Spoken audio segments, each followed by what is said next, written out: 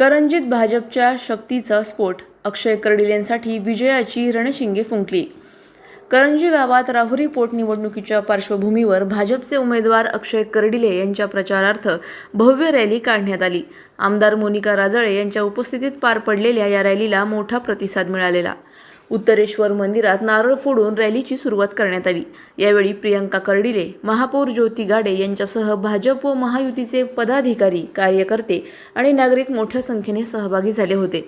आमदार मोनिका राजळे यांनी बोलताना दिवंगत शिवाजीराव कर्डिले यांच्या कामाचा उल्लेख करत अक्षय कर्डिले हे त्यांच्या विकासाच्या वाटचालीला पुढे नेतील असा विश्वास व्यक्त केला।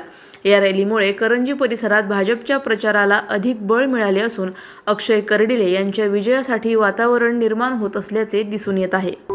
अशाच बातम्यांचा आढावा घेण्यासाठी आजच आपल्या YouTube चॅनलला सबस्क्राईब करा।